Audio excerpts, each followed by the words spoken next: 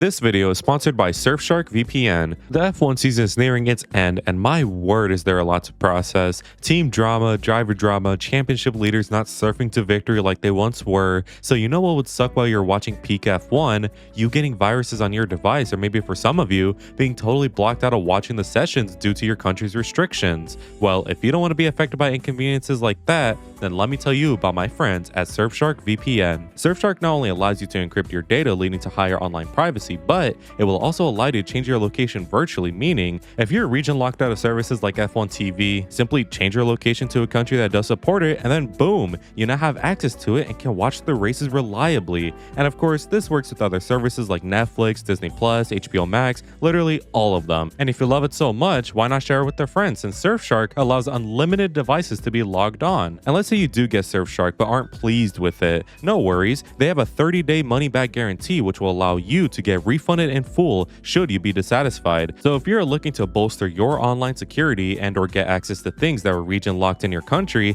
as well as a plethora of other features, make sure to subscribe to Surfshark VPN by going to surfshark.com/fduck and using the promo code FDUCK for an additional 4 months free. It has helped me greatly with online privacy and security since I haven't had any sort of viruses or malware attacks in forever, and it could be more beneficial to you, so why not give it a try? Remember, there's the 30-day money-back guarantee. Once again, go to surfshark.com/fduck and use the promo code FDUCK for an additional 4 months free. So with that, let's get back to the video. Ladies and gentlemen, we're in the end game now. 6 races left, no more Europe, and we're in the Americas thankfully for these remaining 6 races. Well, actually 4, because for some reason Qatar and Abu Dhabi are the final races, but at least these next 4 are near me, and this is a great thing because that means they're in my time zones, which thankfully means I don't need to wake up at 6 a.m. anymore for a potential bad race. If one of these races is bad, now I'm not mad the entire day because I sacrificed sleep. Now I can instead go play video games, take a nap, go to Charles Leclerc. I still have the whole day to myself.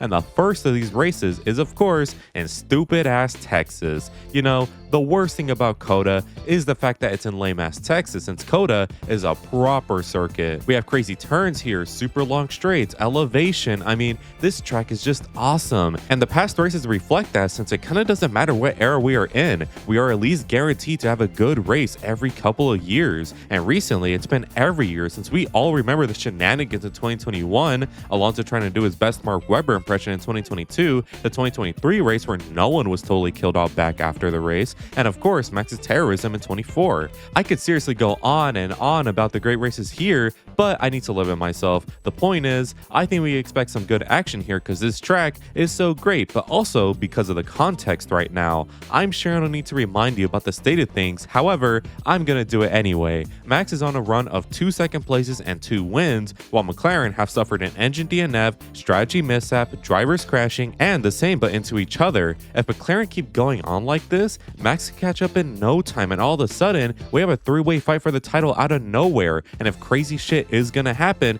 it would be here at this track. So let us find out how this weekend could end up by detailing the teams to watch, the drivers to watch, the drama from the weekend prior, and of course, my predictions that you love. So go subscribe if you're new if you want to see my whole, and let's get to quacking now. See those clouds up in the corner? That's where the rain is coming from.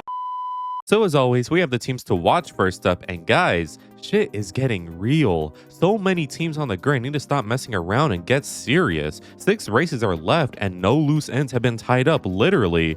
Well, I mean, the constructors is wrapped up, but who cares about that? There's still the midfield battle in the midfield, and the teams every week are having their ups and downs. When one team performs really good, the other one is not only having a bad week, but are being told that their entire family has been killed in a freak accident, and I'm not even exaggerating. Take Alpine, for example. Now, they haven't had a good week, I think, ever this season, but they have had better ones. Like in Silverstone, they were all jolly and cheerful, but then you look at a weekend like Singapore and Baku and you wonder, how the hell is this team still standing? I don't know whose Dick Briatore is sucking to keep afloat, but my goodness me, this team will leave the sport very soon, mark my words, especially if in 2026 nothing really changes. Cause yeah, that supposed Merc engine is really good, whatever. Just because you have a good engine doesn't mean it will be good. Just look at Manor in 2016. They had the best engine on the grid in their car in 2016, but now, I mean, Do you even know about the Manor F1 team, formerly known as Marussia, formerly known as Virgin? Alpine gotta figure something out, because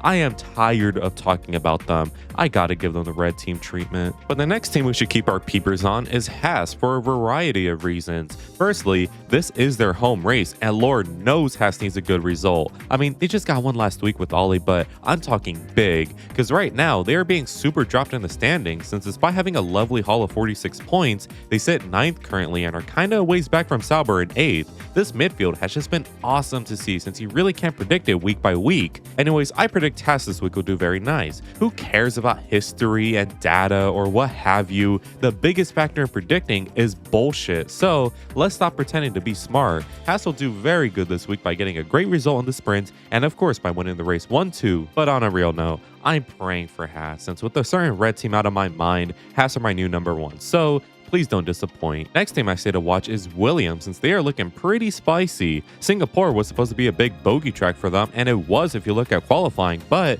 Sainz still got points. Now, I didn't even know, because TV direction that race was, as we know, quite shit, so I genuinely thought Hadjar got P10 for a solid day or two, but alas, Sainz somehow got points, and now I'm wondering, what does Coda have in store? In theory, Coda should be a whatever track for Williams. Not too good, not too bad, but if even Sainz and Albon could get like P7 or P8 as a team, then not only does it cement Williams as a likely victor in the midfield fight, it could also mean Sainz is finally comfortable in his car, because despite him saying he adapted best to his new team compared to others, don't really know what he was smoking there, he has been struggling all year long, bad luck aside. So let's see if he's good again here, and if not, agenda reinforced. But now for the top dogs, and it's between two teams I'm sure you know. So beginning with Red Bull, and who gives a fuck about Yuki? You could either do really good or bad here. There's your answer. Now as for Max, Max loves Coda. He won here 3 times in a row and has had his comeback here. He knows the circuit through and through, so we don't need to worry about him not being comfortable here. We instead should worry about the car. Now one thing is for sure, they will have the straight line speed, but is it enough to overpower the corners? Because that car isn't bad through them anymore. However, McLaren will likely be better still, so do they do a Silverstone and risk the high speed setup, or do they try and find the balance? And finally, we have McLaren to watch, and I'm sure you know why. These guys have been bad lately, and they need a good weekend if they want to be seen as serious winners, especially in the driver's title. So their task is simple: have their drivers behave and hope that their straight line speed won't be the death of them. Sounds simple, but knowing them, let's pre-write the slander. Now for the drivers to watch this weekend, and I say drivers plural because waiting to see how the McLaren drivers will do along with Max Verstappen. I know we've kept on saying this, but for Max, now is the true test, since Coda is an everything circuit and balance will be relatively hard to come by, so Max needs his car working optimally should he still be contending for the title. And regarding the McLaren drivers, they need to be on their best behavior, since like I said, the McLaren car is likely not going to like this circuit, and the drivers seriously need to be perfect this week. Oscar, I'm relatively confident in. Lando, however, roll the windows up. But now for the drama, and keeping it with the back-to-back McLaren points, guess what I'm going to talk about right now? Let's rewind to 2022. Alex Palou signed for the McLaren Aero team in IndyCar. Then Daniel Ricciardo was kicked out of F1 because he is extremely ass in the sport now, and his replacement is Oscar Piastri. This pisses off Palou because he was under the impression that he would be assessed with Piastri for the seat, so he breaks contract and stays with Chip Ganassi. A lawsuit happens, and now we're here in 2025. And who's the main man behind everything? Zach Brown. Now, in fairness, according to Alex, he said that he didn't even want to sign Piastri and that decision was made by Andreas Seidel, former McLaren team principal. Now, this sounds bad in theory, and I have nothing. I'm not a fucking lawyer, man. I'm just observing, so I'm telling you my observations. Because you go on Twitter and it has people saying Zach Brown's plan was compromised by Seidel, or those saying that Zach Brown only wanted Lando and never wanted Oscar, hence his favoritism. All I see is more and more McLaren incompetence. So you know what? Discuss the situation in the comments in a civil manner, since I want to see what everybody is saying, because to be honest, I have no clue what to think about any of this. We were so close to having Palou in the sport though, but I will know one thing: Palou seems dead set on fucking over Zach Brown, and I'm sorry, I kinda have to be on his side, because even though I don't know much, he did get fucked over hard, it seems, by McLaren, and I wouldn't blame him for going scorched earth on them. Palou right now is dominating IndyCar in a way we haven't seen for a while, and it does seem clear he would love to be in F1, and even if he says he doesn't anymore, there was a time where he did, and right when he was so close, he got McLaren. So the only thing I gotta say is, Please don't screw over Paddle Man, please. Finally, I have the short story of the TV direction last race. Now I'm gonna keep this one short because it seems the community is in agreement finally on one thing. F1 TV direction is absolutely horrible. We are seeing overtakes happen 15 laps later after they did, while the live direction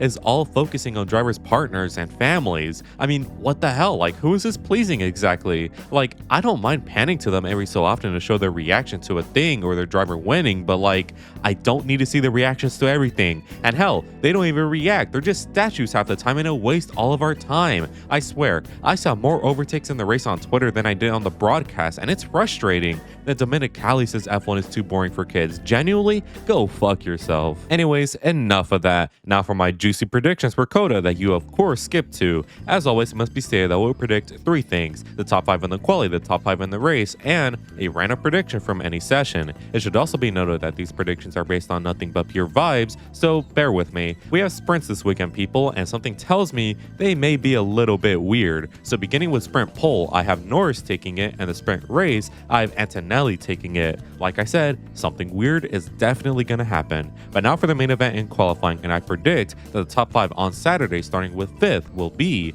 Charles Leclerc, 4th will be Antonelli, and 3rd will be Lando Norris, and 2nd will be Max Verstappen, and for pole position, I have Oscar Piastri by 300s to Lando and 7,000s to Max. Now for the race predictions, and starting with 5th, I have George Russell, and 4th, I have Kimi Antonelli, and 3rd, I have Lando Norris, and 2nd, I have Oscar Piastri, and the winner of the Texas Grand Prix is Max Verstappen, who duels hard but fair with Oscar, because fuck Lando Norris, I guess. Time for my random prediction. I think in the race, there will be a crash between Lance Stroll and Esteban Ocon at turn 1, bringing out a safety car for Debris. Also, make sure to join the Discord to make your prediction for the weekend and have a chance to appear in the winners and losers. So, that was my weekend preview for COTA. Man, oh man, I have to tell you, I am pretty excited for this week. I just can't see how we're going to get a race that's going to put us to sleep. Even if it's not the best race, it should be entertaining enough given the context of the season and how the Red Bull car is seemingly starting to be equal with McLaren. I need something to happen here, so let's see what's up. Anyways, I want to give a quick shout out to all members of the flock for their continued support. Make sure to join if you cool benefits as well as just helping me out. Anyways, if you enjoyed today's video, make sure you leave a like and subscribe since it helps me out. Make sure to let me know in the comments what your predictions are. And as always, have an amazing day. Good weather for the duck.